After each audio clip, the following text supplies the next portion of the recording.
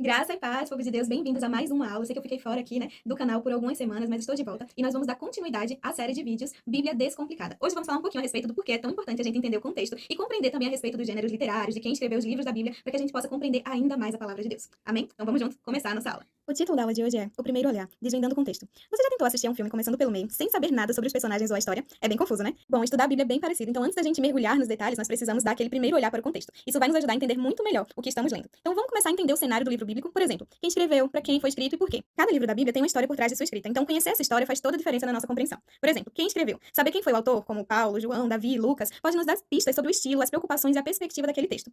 Outra pergunta que a gente faz é, para quem foi escrito? A carta aos Filipenses, por exemplo, ela foi escrita para os cristãos de Filipos. Entender a quem se destina nos ajuda a captar a mensagem original. Era uma carta para uma igreja, um indivíduo, um grupo de pessoas? Aí a gente vem para a próxima pergunta que é, por quem foi escrito? Qual era o propósito do autor? Ele estava ensinando algo novo, corrigindo um erro, encorajando em meio às perseguições, respondendo algumas perguntas? Tudo isso vai nos ajudar a compreender melhor o texto. Bom, com tantas perguntas, vocês já devem ter percebido que elas são muito importantes pra gente compreender o que tá lendo, né? E você deve imaginar agora, mas como que eu vou achar todas essas respostas? Bom, você não precisa ser um expert em história bíblica para descobrir isso. Muitas bíblias de estudo, elas trazem introduções para cada livro com essas informações essenciais. Mas mesmo que você não tenha uma bíblia de estudo, hoje nós temos aqui mesmo no YouTube muitos canais que trazem introduções aos textos bíblicos, assim como tem alguns sites que também trazem essas informações. Me conta nos comentários se você quer que eu faça um vídeo falando sobre dicas de bíblia de estudo e também sites e aplicativos que podem ser usados. Aí quem sabe eu possa trazer esse vídeo mais na frente. Mas não se preocupe, se você não tiver uma bíblia de estudo e não quiser esperar pelo vídeo, uma pesquisa rápida com o nome Introdução do livro de Gênesis, por exemplo, já pode ajudar bastante, você vai conseguir bastante informação no Google. Mas segue aqui que eu também vou estar trazendo algumas introduções dos livros que estivermos estudando no momento. Agora vamos entender por que a época e a cultura são importantes pra gente compreender a Bíblia. Bom, ela foi escrita em contextos culturais muito diferentes do nosso, então vão ter expressões, costumes e até mesmo a forma de pensar que eram muito diferentes. E ignorar isso pode nos levar a mal-entendidos. Por exemplo, entender que os judeus da época de Jesus tinham um forte senso de comunidade e honra familiar vai nos ajudar a compreender melhor as parábolas ou os ensinamentos de Jesus. Saber sobre as cidades, os reis e os impérios da época em que um livro foi escrito também adiciona aí uma camada maior de profundidade no entendimento. Novamente, as introduções dos livros bíblicos e bons comentários podem te dar essas informações. Não precisa ser um historiador, mas ter uma noção geral do período e da cultura vai enriquecer sim muito a sua leitura. Reconhecer os gêneros literários também é muito importante. A Bíblia, ela não é um livro único, é uma biblioteca de 66 livros diferentes, quando se tratando aí da Bíblia